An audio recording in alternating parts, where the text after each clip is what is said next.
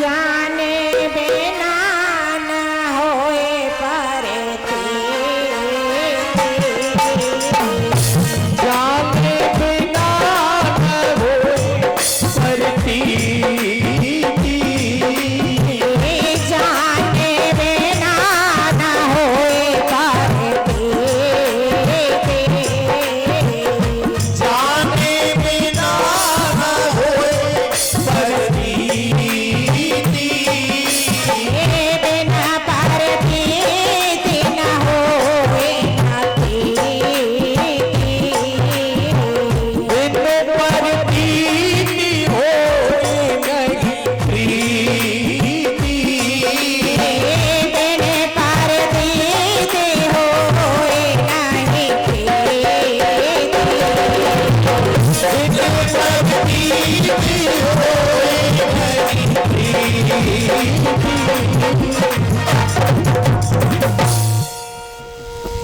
बिना जानकारी के परमात्मा को समझ नहीं पाते हैं, तो उन्हें समझना है तो सत्संग में जाना चाहिए। सत्संगियों का की संगत करनी चाहिए, कथा भागवतों में जाना चाहिए, उनको सुनना चाहिए, घर में रामायण को पढ़ना चाहिए, हनुमान चालीसा को पढ़ना चाहिए। लेकिन मन को वश में करना है तो हम अहिंसक बने, शाकाहारी बने। घर में मांस बच्चड़ अंडा इसका सेवन नहीं करना चाहिए, इससे माता लक्ष्मी भी रूठ जाती हैं, रुष्ट हो जाती हैं। हमारे गोविंद मन को देखते हैं, बस भावनाएं अच्छी हैं तो ही प्रसन्न होते हैं। परमात्मा के चरणों में वज्र अंकुश ध्वजा आदि का चिन्ह है, ये परमात्मा के चरण है। चरणों के चिंतन की बात पहले क्यों कही कपिल ने, क्योंकि हमारा जो चित्त है न सज्जनों, इसे चित्त क्यों कहते हैं? क्योंकि जन्म जन्मांतरों की वासनाओं की गठरी हमारे चित्त में चिपकी हुई है, कर्मों की गठरी हमारे चित्त में चिपकी हुई है। और जब श्री कृष्ण के चरणों का चिंतन करेंगे, कृष्ण के पहले अपने चरणों के चिंतन में स्थापित करेंगे, तो उस गठरी को हटाना होगा, उस पर्दे को हटाना होगा। तो सुखदेव जी कहते हैं, राजन परीक्षित, भगवान कपिल कहते हैं कि ऐसा मानसिक पूजन नियमित जो रोजाना करते हैं, धीरे धीरे उनका मन एकाग्र होने लग जाता है, मन प्रसन्न होने लग जाता है। जिसमें तुम नजर डालोगे उसमें तुम्हें परमात्मा दिखेगा। और माता मेरी यही मानता है कि मैं ऐसा मानता हूँ कि उत्तम भक्ति भी वही है। कड़ कड़ में रहने वाले मुझ परमात्मा को जिसने सब में नहीं देखा, उस व्यक्ति की मूर्ति पूजा में भी उसे मैं कभी मिलने वाला नहीं हूँ। पूजा तो ऐसे ही है जैसे राख में किया हुआ हवन हो। मंदिर में हम जरूर जाए, मंदिर में हम परमात्मा की अर्चना करें, परमात्मा का वंदन करें, आरती करें, लेकिन ये बात मन में जरूर बैठाए कि जो परमात्मा मंदिर में है वो कुत्ते में भी है, कुत्ते में भी है, चींटी में भी है, हर मनुष्य में भी है। तो किसी का दिल नहीं दुखाना चाहिए, क्योंकि सब में परमात्मा को देखो। भगवान कपिल कहते हैं, माता उत्तम भक्त तो मेरा भाई है। तो गोस्वामी तुलसीदास ने लिखा है, सिया राम माय सब जग जानी, सिया राम मैं सब जग जानी, सिया राम माय सब जग जानी, सिया राम मैं सब जग जानी, करहो प्रणाम जोरे जोरे आनी, करहु प्रणाम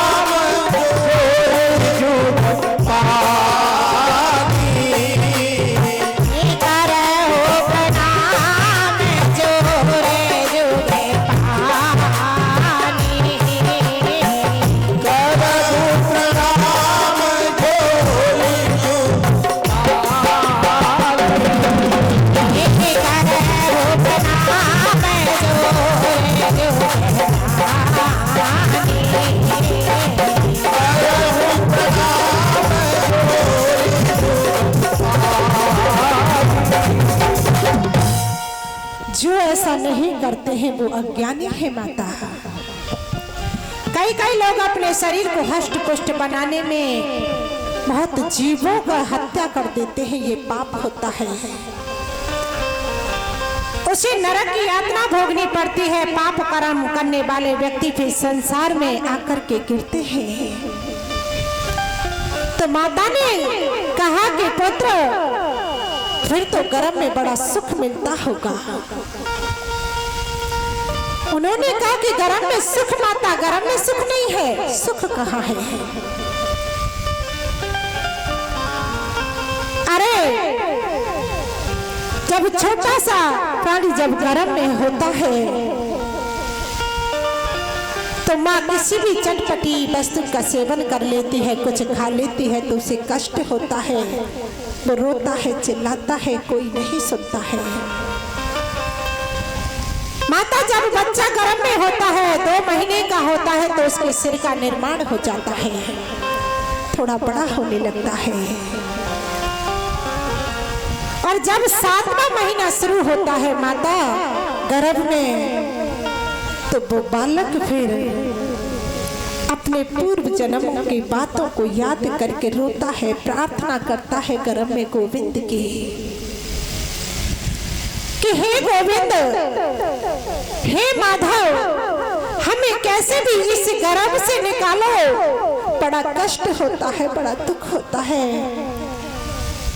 कि हम ऐसे अच्छे कर्म करेंगे, बाहर जाकर के भजन करेंगे कि दोबारा हमें इस गर्भ में ना आना पड़े। इतना भजन करेंगे, लेकिन वहां पर वायदा करके आता है, भूल करके आता है, लेकिन माता जब जन्म हो जाता है तो आकर के सब कुछ भूल जाता है, उसे कुछ भी याद नहीं रहता, सब भूल जाता है। जब छोटा बच्चा होता है तो उसे खटिया पे सुला दिया जाता है, तो खटिया पे छोटे छोटे खटमल उसे खाते हैं, वो रोता है,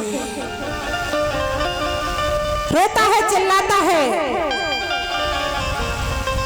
कोई समझ नहीं पाता है कि ये बच्चा क्यों रो रहा है।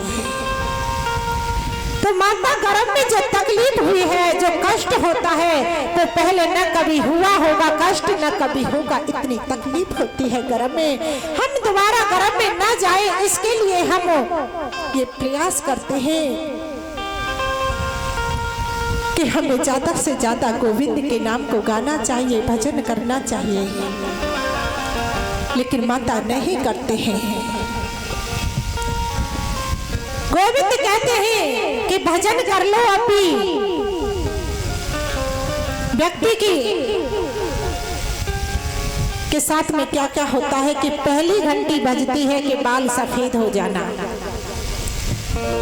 बाल सफेद हो जाते हैं, तो भगवान कहते हैं कि अभी भजन कर लो, पहली घंटी बज चुकी है। लेकिन पता है क्या होता है कि कहीं से काली मेहंदी लेकर के आते ही लगा लेते हैं, फिर से काले कर लेते हैं बालों को, पर भजन नहीं करेंगे। फिर दूसरी घंटी बजती है, आंखों से देखना कम हो गया। भगवान कहते हैं बाहर की बड़ी बड़ी रंगोलियां देखी हैं, अब अंदर देखना शुरू कर दो, भजन करना शुरू कर दो। लेकिन व्यक्ति भजन नहीं करते हैं माता, वो बढ़िया वाले लेंस डलवाएंगे, चश्मा लगाएंगे, लेकिन भजन नहीं करेंगे, कुछ भी हो जाए। माता फिर तीसरी घंटी बजती है कि दांत उखड़ना शुरू हो गया, दांत उखड़ना शुरू हो जाता है, तो भगवान कहते हैं अब भी भजन कर लो। अरे बड़े बड़े चने खाए थे, मिठाइयाँ खाई थी, लड्डू खाए थे, सब कुछ खाया, अब दलिया खा करके भजन कर लो। पर भजन नहीं करते हैं, कहते हैं कुछ भी हो जाए, 3200 दांत लगवाते हैं कि भजन नहीं करेंगे। भजन नहीं करते हैं तो फिर क्या होता है? चौथी घंटी बजती है कि कमर 3 जगह से टेढ़ी हो गई, कमर टेढ़ी हो जाती है तो भगवान कहते हैं कि बड़े छाती तान करके चलते थे कि हम सेठ हैं, साहूकार हैं, हम तो इतने बड़े बड़े हैं। लेकिन भगवान कहते हैं अब झुकना सीख लो। बड़े छाती तान करके चलते थे, अब झुको। लेकिन वो भजन नहीं करते हैं। फिर 5 बातों घंटा बजता है। क्या बजता है? घंटा। आया है सो जाएगा राजा के फकीर, आया है सो जाएगा राजा के फकीर। कोई सिंहासन चढ़े चला, कोई बना भैया, कोई बना सिंहासन चढ़ चला, कोई बता चलिए ओ भैया, कोई बता चलिए। भगवान कहते हैं अब भी भजन कर लो, पर भजन नहीं करते हैं। कुछ भी हो जाए भजन नहीं करना है। भजन कर लिया तो गड़बड़ हो जाए। भगवान कहते हैं अब भी भजन कर लो,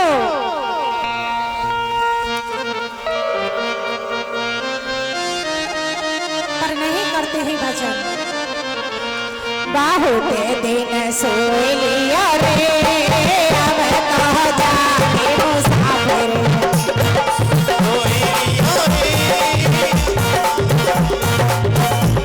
बहुत दिन सो लिया रे, अब तो जागे मुसाफिर। बहुत दिन सोए लिया रे, अब तो जागे मुसाफिर।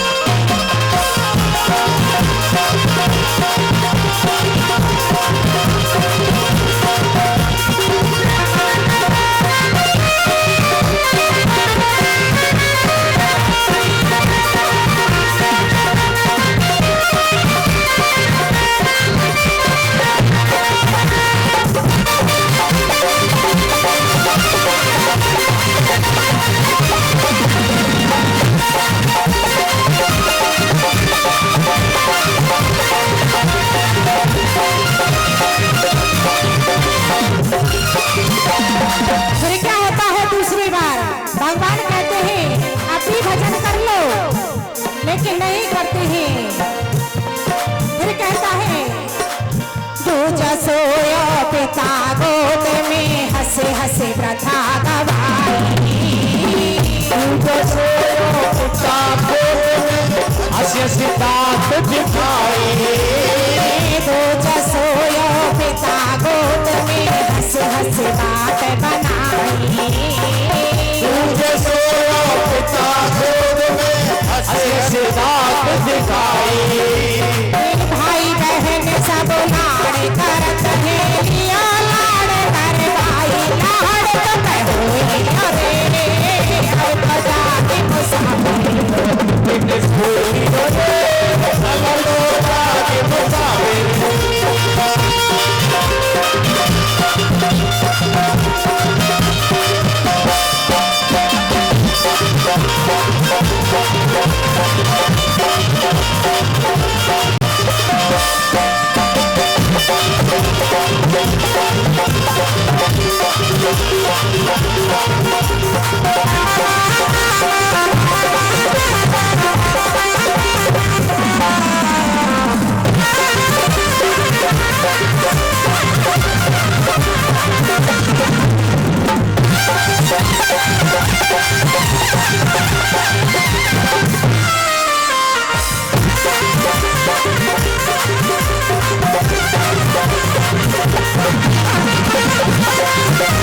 तीसरी बार में क्या होता है, भगवान कहते हैं अब भी भजन कर लो। अब तो शादी विवाह भी हो गया, भजन कर लो, लेकिन नहीं करता है, माया में फंस जाता है। फिर कहते हैं तीजा सोयो तिरिया पलंग पर भूल गयो परिवार। तीजा सोयो तिरिया से भूल गयो परिवार। तीजा सोयो तिरिया पलंग पर भूल गयो परिवार। तीजा सोयो बिना से भूल गयो परिवार। अरे हर मास के पुतले प्राणी छोड़ दिया संसार जाल में अब बजाए मुसाफिर।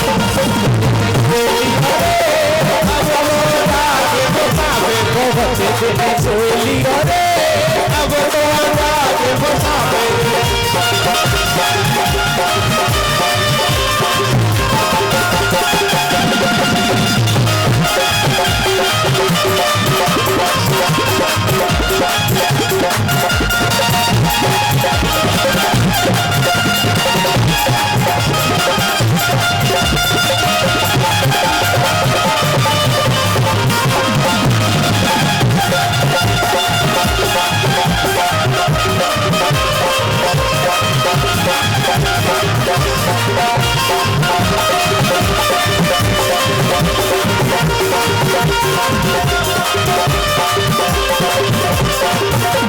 चौथी बार क्या होता है, भगवान कहते हैं अब भी भजन कर लो, बुढ़ापा आ गया। तो बेटा बहू भी क्या करते हैं कि बुढ़ापा आ जाता है ना, चाहता तो कोई नहीं है कि बुढ़ापा आए, पर ये जबरदस्ती आ जाता है। कहते हैं कि अभी भजन कर लो, बहू बेटे एक कोने में खटिया डाल देते हैं कि किसी को दिखे ही नहीं कि बहू बेटे सेवा नहीं कर रहे हैं। भगवान कहते हैं बुढ़ापा आ गया, आप ही भजन कर लो, पर नहीं करता है भजन। चौथा सोया बूढ़ा बने में कोने में खाता बिछाई। चौथा सोया बूढ़ा बन के कोने में खाट बिछाई। चौथा सोया बूढ़ा बने में कोने में खाता बिछाई। चौथा सोया बूढ़ा बन के कोने में खाट बिछाई। चलन फिरन की साथी आहे सेवा रह कर भाई बुढ़ापा रे भजा के मुसाफिर। सोयो अब तो जाके मुसाफिर।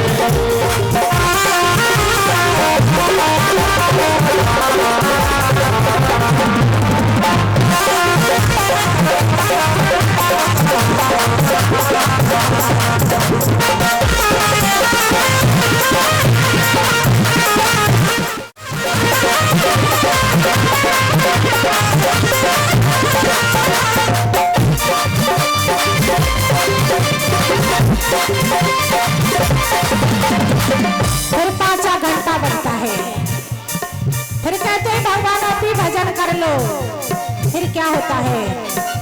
पाँच सोयो मोरे दावन